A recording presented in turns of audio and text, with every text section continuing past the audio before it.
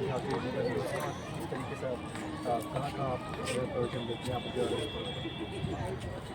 मैं जब छोटी थी तब से मेरा बहुत सपना है, तब से मेरी आंखें खुली हैं, तब से मैंने शिव को ही देखा है और शिव के माध्यम से मैं बहुत कुछ जानी। नहीं मैंने कोई वेद शास्त्र पढ़ी, नहीं मैं किसी वेद शास्त्र से पढ़ी, क्योंकि मुझे लगता है पढ़ाई में और समझ में बहुत अंतर होता है। एक पढ़ाई के तौर पर हो सकती है, लेकिन समझने की स्थिति हो तो खाली देख के ही समझा जा सकता है। तो मेरा माध्यम ये है कि मैं ये जानती हूँ कि मैं जड़ नहीं जानती, मैं फसल नहीं जानती, मैं बीज जानती हूँ, जो मेन बीज है जिसको बोला गया है राम, जिसके माध्यम से पूरा संसार उत्पन्न भी है और शायद उसके बाद संहार भी है, जिसको बोलते हैं हनुमान, जो खुद उनके चरणों में पड़े हुए हैं, राम जी के जो मृत्यु के देवता उनके चरणों में पड़े हुए हैं। और दूसरा अर्थ वैष्णो माँ, जो आज की डेट में उन्हीं का इंतज़ार कर रही हैं। तो मेरे हिसाब से राम ही सब कुछ है, क्योंकि रा मतलब आ मतलब विष्णु का आकार, माँ मतलब महा जिसको बोलते हैं। और ये तीनों शब्द, ये तीन ही अर्थ है, ब्रह्मा विष्णु महेश, जिसको बोला जाता है कि त्रेता युग, द्वापर युग और सतयुग, ये तीन ही स्थिति हैं जहाँ भगवान की स्थिति प्रवर्तित होती है। अन्यथा कलयुग ने तो अपने आप ही अपना वितरण दिया है और अपने आप ही बोलता है कि मैं चिंगारी मारता हूँ, आग तो तुम लोग लगाते हो। उसका तो बस छोटा सा करना रह जाता है। दूसरा, बहुत से लोग हैं, मैं ये भी कहना चाहूँगी अपनी जो भी पब्लिक है या जितनी भी है, मैं बस ये संदेश देना चाहूँगी कि जीवन बहुत आसान है देखा जाए तो, क्योंकि इम्पॉसिबल भी एक वर्ड ऐसा है कि वो खुद बोलता है आई एम पॉसिबल, क्योंकि उसमें कोई ऐसी चीज़ ही नहीं है जो इम्पॉसिबल हो।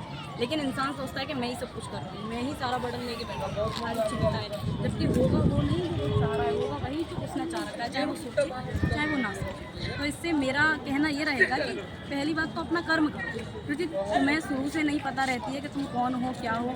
कोई डॉक्टर है तो कोई मीडिया है तो कोई कुछ है, वो पहले से तो नहीं बन के आता ना, लेकिन वो उसके लायक है। भगवान बोलता है तू इसी के लायक है, तो तू यही बनेगा चाहे तो कुछ भी कर ले।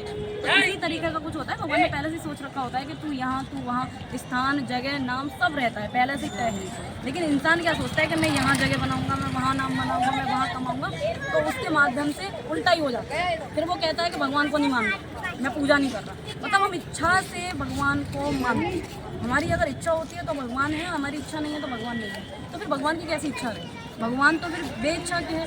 भगवान बोलता है कि मैं तो तुझे किसी इच्छा से चाहता ही नहीं, मैं तो बस इतना चाहता हूँ कि तू केवल मेरा नाम पुकार। जैसे द्रौपदी, केवल उसने गोविंद बोला था और भगवान बोल रहे थे बस एक बार पुकार, एक बार पुकार, मैं तेरे को ही देख रहा हूँ। उन्होंने नेक नाम लिया और आज एकदम आ गए, साड़ी की स्थिति चालू कर दी। आज की डेट में भी गारंटी अगर दो चीज़ें होती हैं, चमत्कार और एक हादसा, तो ये दोनों ही चीज़ अचानक के तौर पर इनको एक ही स्थिति में देखा जाएगा। लेकिन चमत्कार हो गया तो अच्छा है, हादसा हो गया तो बुरा है, लेकिन होगा अचानक। अच्छा, हादसे में क्या होता है, एकदम से भगवान की आवाज़ निकलती है हे भगवान, वो होती है रियल आवाज़, जो बिना सोचे समझे निकाली जाती है और वो शायद भगवान से अटैच होती है। लेकिन एक आवाज़ होती है कि भगवान मेरा काम ये कर दे, मेरा काम वो कर दे, मैं तेरे पर प्रसाद चढ़ाऊँगा, मतलब हम उनसे डील कर रहे होते हैं और अपनी इच्छा जागृत कर रहे होते हैं। लेकिन भगवान बोलता है कि तू अगर इच्छा जागृत कर रहा है तो सुख और दुख, ये दोनों ना दो पहलू जुड़े हुए हैं। सुख दूंगा तो दुख भी लेना पड़ेगा, क्योंकि मैं जब राम रहा तब भी आम रहा, तब भी मैं राम नहीं कहा। जब मैं 14 साल का वनवास काट के आया तब जाके भगवान की स्थिति में परिवर्तित हुआ। इस तरीके का मेरा कुछ है और मेरा माध्यम ये भी है कि मैं इनके लिए कुछ करना चाहती हूँ, मैं दुनिया के लिए नहीं करना चाहती। मेरा बस इतना ही उद्देश्य है कि जितनी भी दुनिया है, दुनिया और संसार में बहुत बड़ा भेद है। अगर देखोगे तो देखो, दुनिया का अर्थ अगर मैं थोड़ा सा तो दा से दूर से मत और या से यम के फांस में आने। संसार का वितरण करूँ तो वो भगवान ने बनाया है, दुनिया नहीं बनाई है। जो चार लोग बोलते हैं वो चार लोगों में से होते हैं, कोई अलग नहीं है। तो संसार का वितरण करो तो संसार भगवान ने बनाया है, शिव, और शिव का अंश और रा मतलब राममय होगा। तो मैं चाहती हूँ कि दुनिया से संसार में बदल जाए। अगर संसार में बदल गया तो पूरी दुनिया राममय हो जाएगी।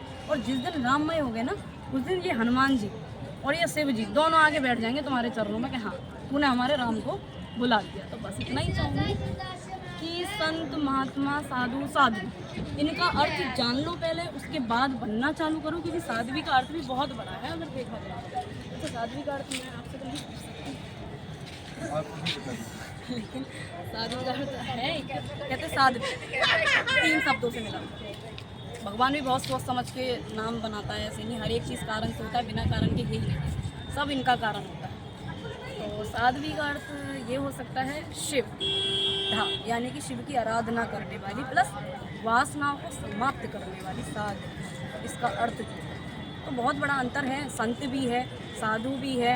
इन चीज़ों का शब्द जो है, इनका अगर अर्थ पता चल जाए तो मैं कह रही हूँ कि जब हेडिंग पता चल जाए तो अंदर घुसने की ज़रूरत क्या है।